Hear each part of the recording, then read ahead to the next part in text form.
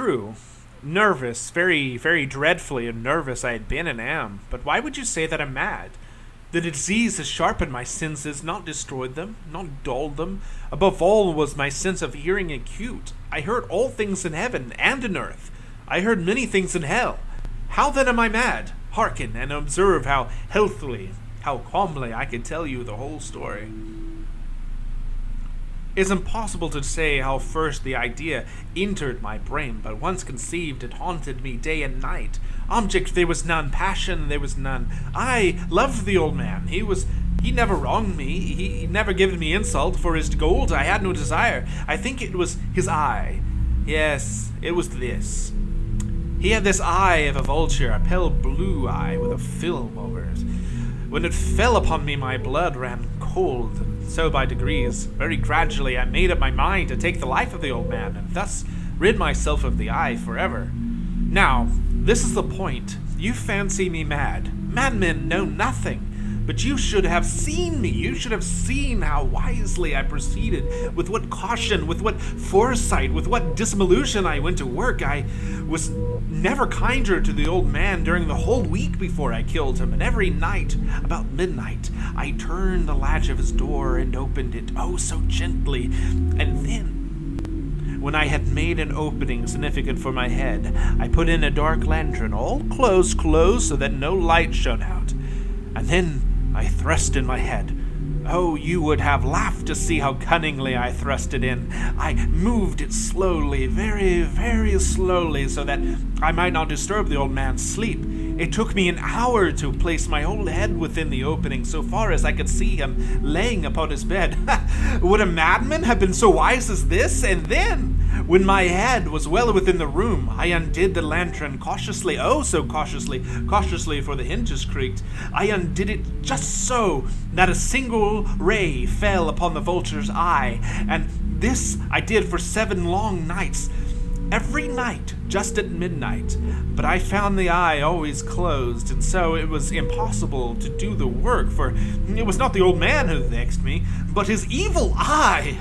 And every morning, when the day broke, I went boldly into his chamber and spoke courageously to him, calling him by name in a hearty tone and inquiring how he passed the night. So you see, he would have been a very profound old man indeed to suspect that every night, just at 12, I looked in upon him while he slept. Upon the 8th night, I was more than usually cautious in opening the door.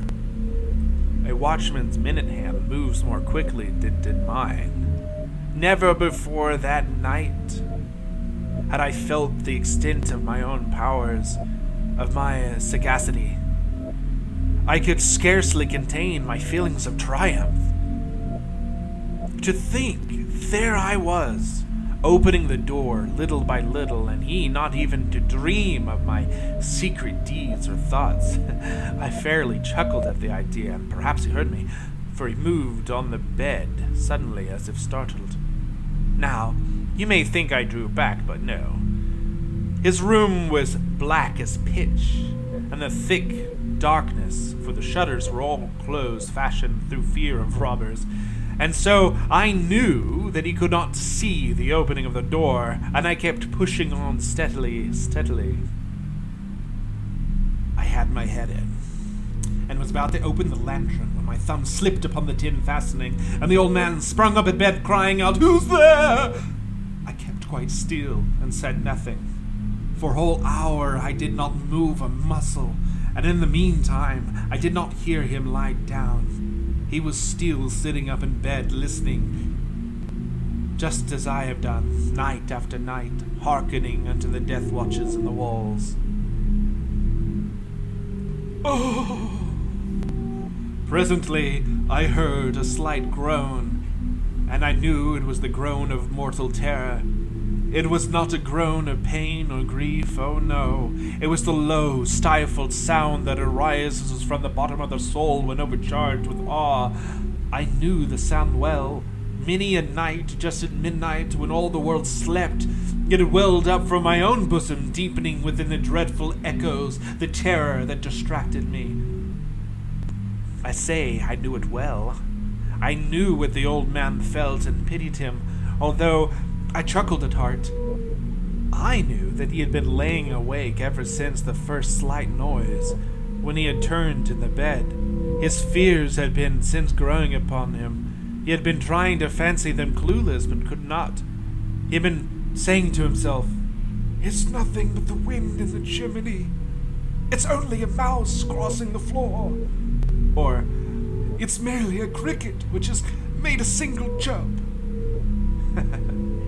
Yes, he had been trying to comfort himself with these suspicions, but he had found all in vain, because death, in approaching him, had stalked him with his black shadow before him and enveloped the victim.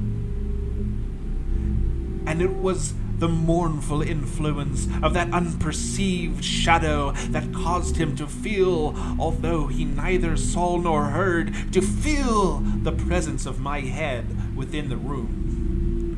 When I had waited a long time, very presently, without hearing him lie down, I resolved to open a very little crevice in the lantern. So I opened it. You cannot imagine how stealthily, until at length a simple, dim ray, like the thread of a spider, shot out from the crevice, and it fell upon the vulture eye. It was open, wide open. And I grew furious as I gazed upon it. I saw it with a perfect distinctness, a dull blue with a hideous veil over it. It chilled the very marrow of my bones. But I could see nothing of the old man's face or person, for I had directed the ray, as if by instinct, precisely upon the damned spot. And have I not told you that what you mistake for madness is but over-acuteness of the senses? Now, I say there came to my ears a low, dull, quick sound, such as a watch makes when enveloped in cotton. I knew that sound well, too. It was the beating of the old man's heart. It increased my fury, as the beating of a drum stimulates the soldier into courage. But even yet, I refrained and kept still. I scarcely breathed. I held the lantern motionless. I tried how steadily I could maintain the ray upon the eye.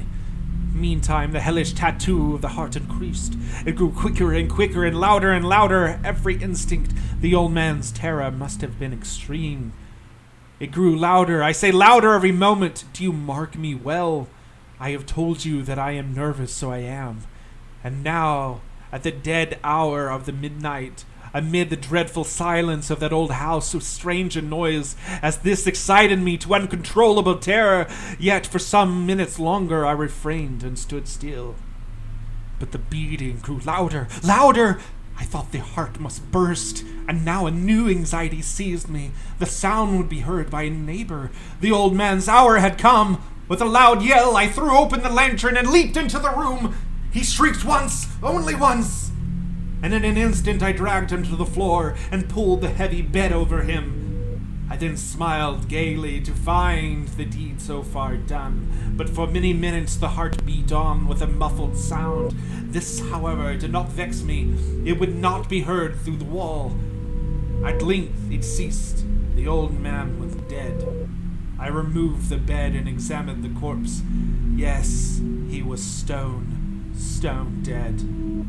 I placed my hand upon the heart and held it there many minutes. There was no pulsation. He was stone dead.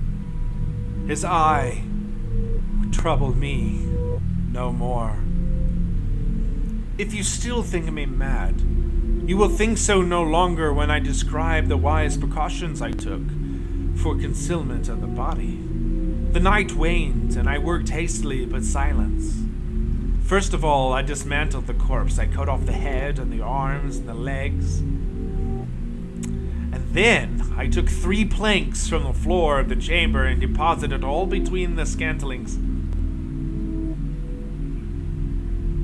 I then replaced the board so cleverly, so cunningly, that no human eye, not even his, could have detected anything wrong. There was nothing to wash out, no stain of any kind, no blood spot, whatever. I'd been too wary for that. A tub had caught all. When I had made an end of these labors, it was 4 o'clock, still dark as midnight. And as the bell sounded the hour, there came a knocking at the street door. I went down to open it with a light heart. For what had I now to fear? There entered 3 men, who introduced themselves with perfect suavity as officers of the police. A shriek had been heard by a neighbor during the night. Suspicion of foul play had been aroused. Information had been logged at the police office, and they, the officer, had been deputed to search the premises. I smiled, for what had I to fear? I bade the gentleman welcome. The shriek, I said, was my own in a dream. The old man I mentioned was absent in the country. I took my visitors all over the house. I bade them search well. I led them at length to his chamber. I showed him his treasures, secure, undisturbed. In the enthusiasm of my confidence, I brought chairs into the room and desired them here to sit and rest from their fatigues, while I myself, in a wild audacity of my perfect triumph, placed my own seat upon the spot beneath which reposed the corpse of the victim. The officers were satisfied. My manner had convinced them. I was singularly at ease. They sat, and while I answered cheerily, they chatted of familiar things. But ere long I felt myself getting pale and wished them gone. My head ached, and I fancied a ringing in my ears. But still they sat and still chatted. The ringing became more distinct, continued and became more distinct. I talked more freely to get rid of the feeling, but it continued and gained definiteness, until at length I found that the noise was not within my ears. No doubt I grew pale, very pale, but I talked more fluently and with a heightened voice, yet the sound increased, and what could I do? It was the low, dull, quick sound. Much such a sound as a watch makes when enveloped in cotton. I gasped for breath, and yet the officers heard it not. I talked more quickly, more vehemently, but the noise steadily increased.